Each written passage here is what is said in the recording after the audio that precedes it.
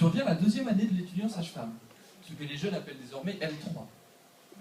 Alors au début c'est chouette, on commence à comprendre ce qu'il se passe en stage, ou du moins on comprend le vocabulaire utilisé, et ça nous suffit pour être heureux. Et petit à petit on gagne en autonomie. Par exemple en salle de naissance, on va voir les patientes, on leur parle seul à seul, et on est même capable de leur expliquer comment va se dérouler le travail, l'accouchement, les contractions. On commence à analyser le monitoring. Excusez-moi, on dit cardiotocographe.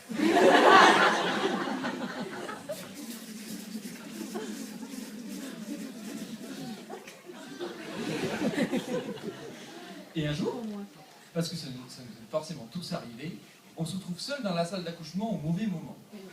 Alors que vous étiez tranquillement en train de réinstaller la patiente après avoir examiné, slash sondage, slash tu n'oublieras pas de changer le lingère, slash je me lave les mains parce que l'hygiène ça me connaît, c'est là que vient votre plus grand moment de solitude.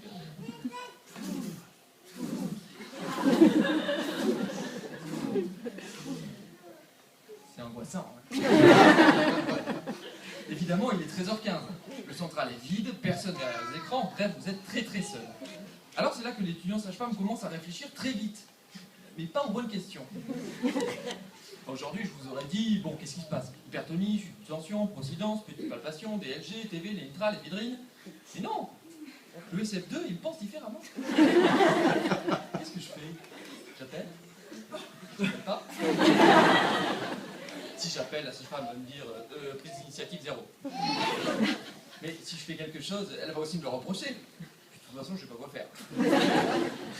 Alors peut-être que je peux discrètement sortir de la chambre, faire le calme.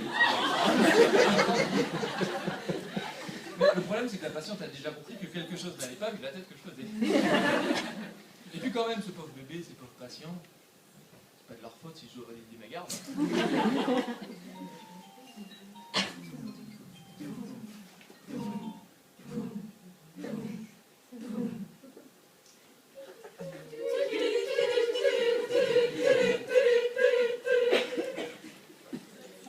Alors je dis, ne vous inquiétez pas madame, je vais chercher la sage-femme.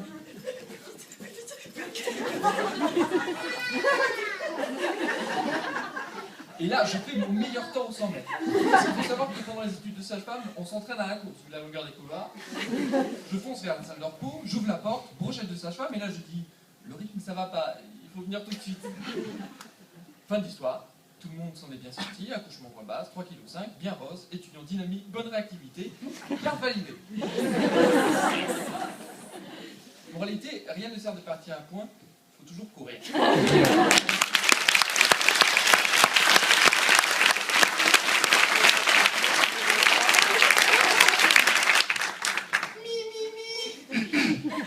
On vous a préparé un petit poème sur la troisième année.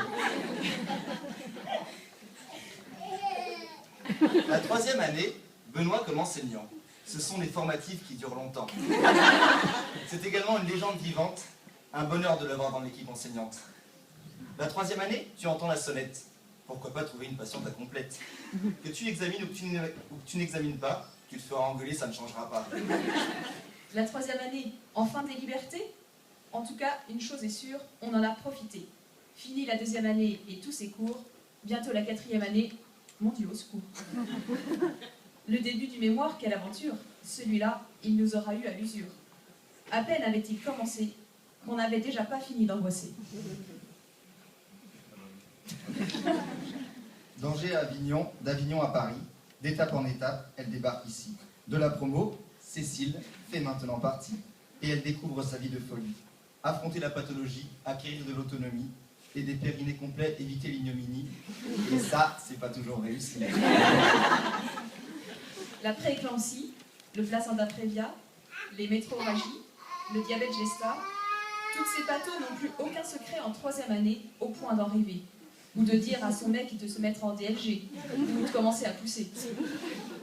La troisième année, c'est aussi compliqué. C'est voir ses aînés diplômés et se dire que c'est le prochain défi à relever, même si ça semblait pourtant éloigné. Voilà.